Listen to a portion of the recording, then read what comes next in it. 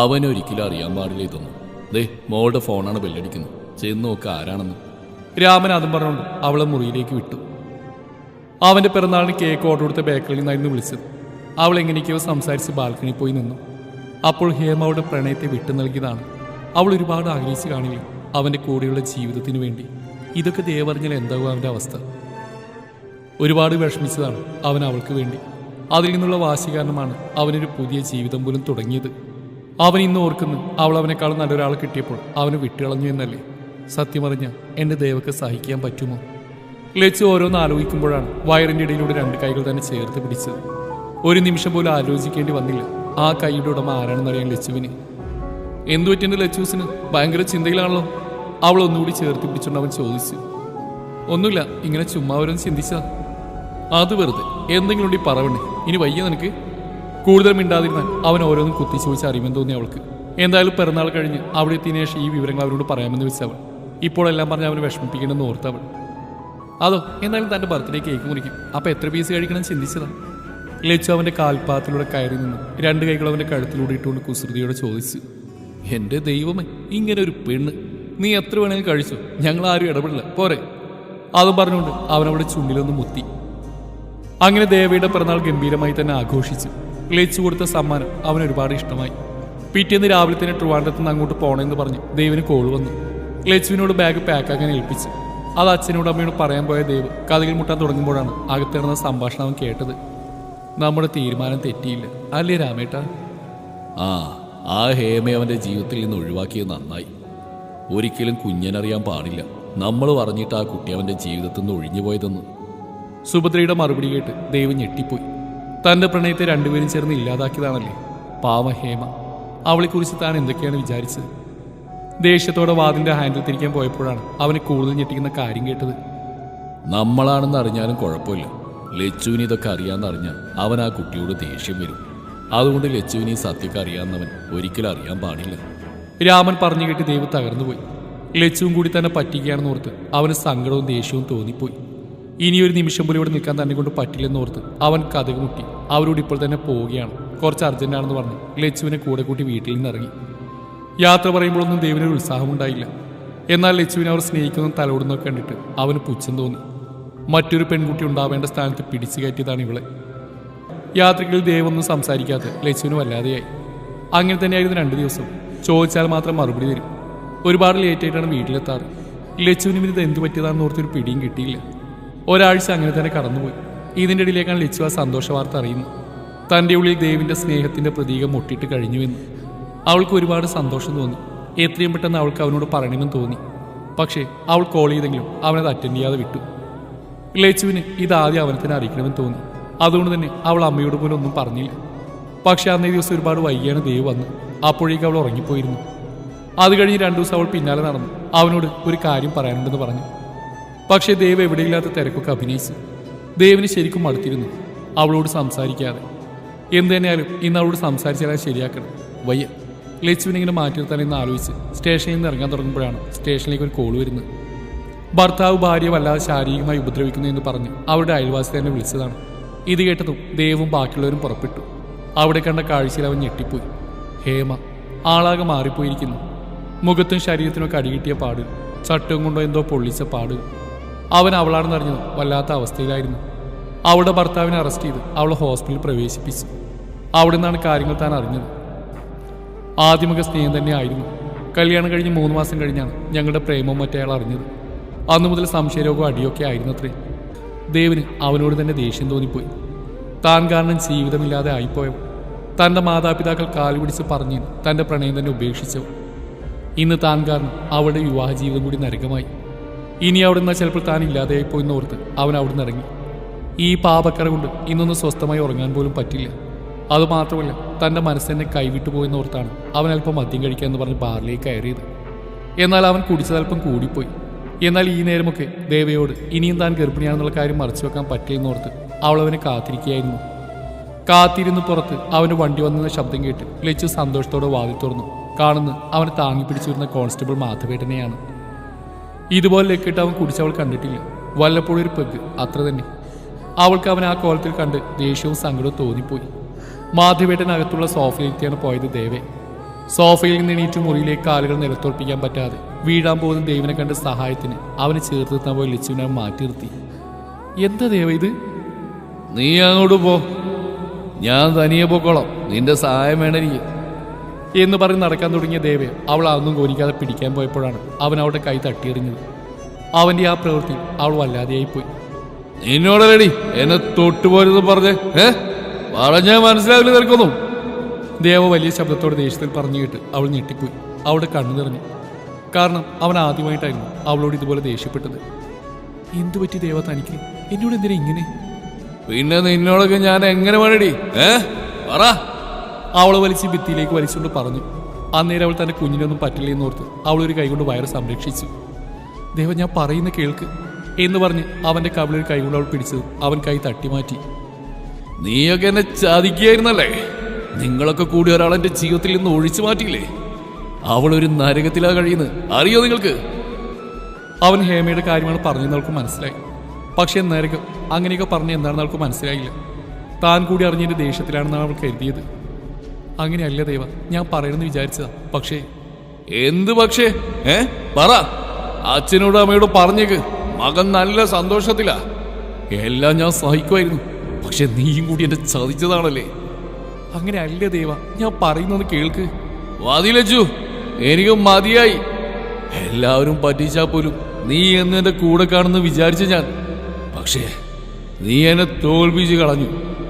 Please അങ്ങനെയൊന്നും പറയില്ലേ ദേവ. ജീവനല്ലേ പെണ്ണെ നിന്നെ എനിക്ക്. നിനക്ക് ഞാൻ വല്ല കുറവും വരുത്തിച്ചിട്ടുണ്ടോ ഇതുവരെ? നീ എന്ന് വെച്ച പ്രാന്തായിരിക്കെ. എന്നിട്ട് നീ എന്നെ, നിനക്ക് എങ്ങനെ തോന്നിയടി എന്നെ ചതിക്കാൻ? ദേവ് കണ്ണീരോട് ചോദിച്ചു.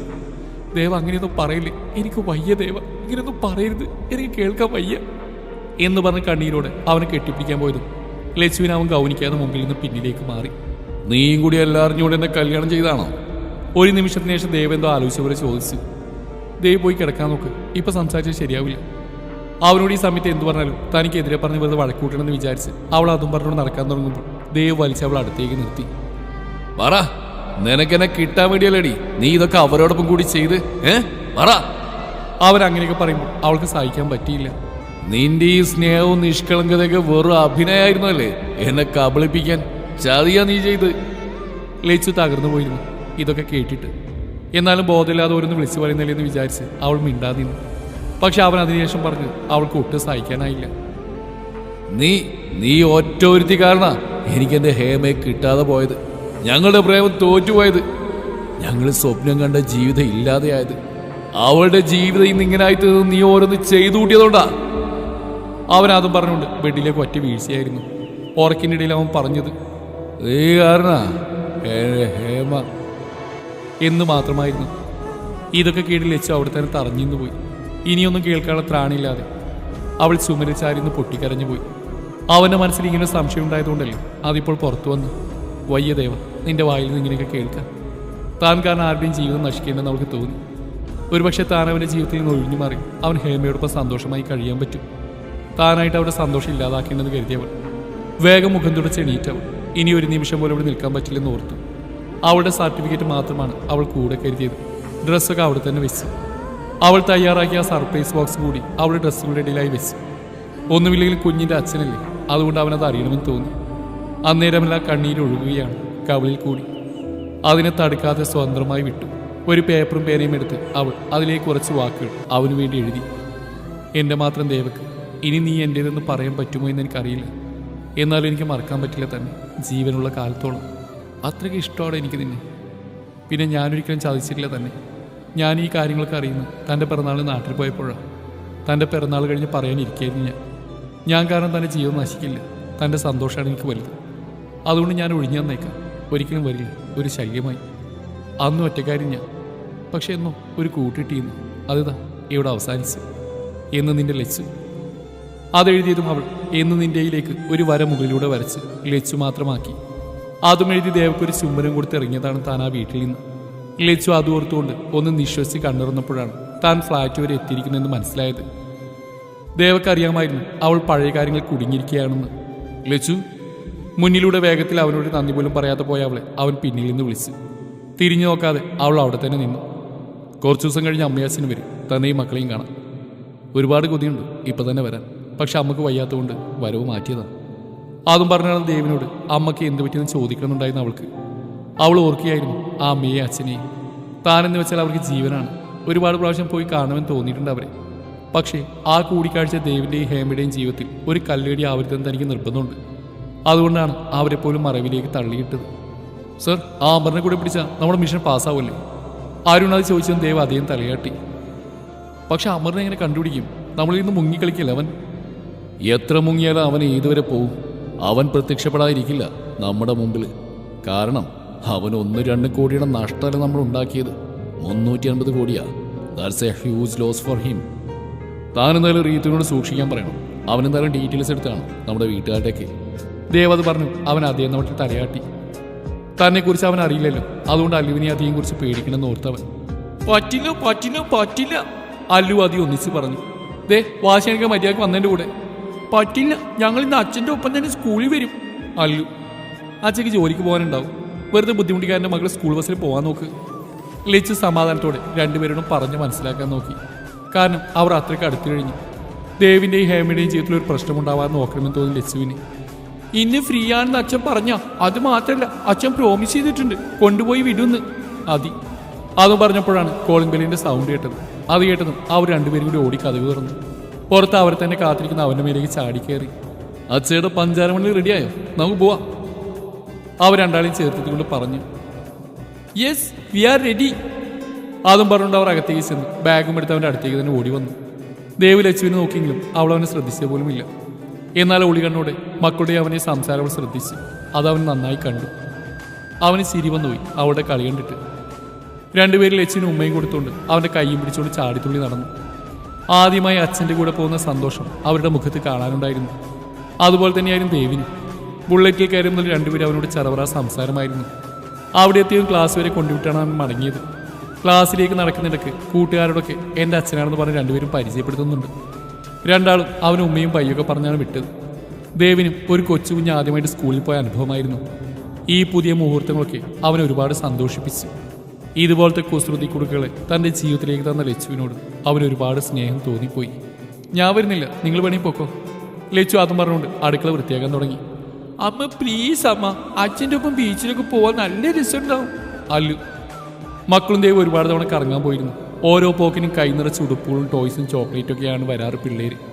ലച്ചുവിന് അവരുടെ കയ്യിൽ എന്തെങ്കിലും കൊടുക്കെങ്കിലും അവൾ തുറന്നുപോലും നോക്കാറില്ല. അതുപോലെ തന്നെ അവൻ തന്നെയാണ് രാവിലെ മിക്കവാറും സ്കൂളിൽ ചെന്ന് കൊണ്ടുവിടുന്നത്. ലച്ചു പറഞ്ഞ അനുസരിക്കാത്തതുകൊണ്ട് അവളൊന്നും പറയാറില്ല. അല്ല, പറഞ്ഞാലും അച്ഛൻ്റെ മക്കൾ കേൾക്കില്ലെന്ന് അവൾക്കറിയാം. ദേവ് നാളെ ഞായറായതുകൊണ്ട് കറങ്ങാൻ പോകാൻ ഏറ്റിട്ടുണ്ട്. ലച്ചുവിനെയും കൂടെ വിളിക്കാൻ പറഞ്ഞ അവനാണ്. ഓരോ പ്രാവശ്യം അവൾക്കായിട്ട് അവൻ കാത്തിരിക്കും വരുമെന്ന് വിചാരിച്ചിട്ട്. പക്ഷെ അവൾ പോവാറില്ല.